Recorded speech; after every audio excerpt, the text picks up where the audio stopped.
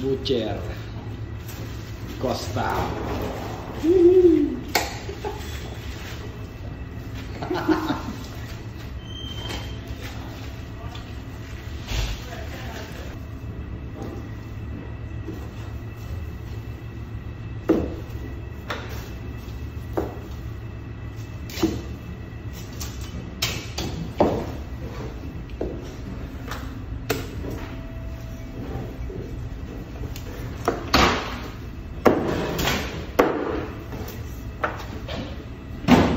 Wow!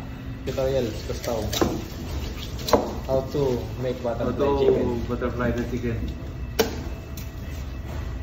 Take out the fat area, then put inside.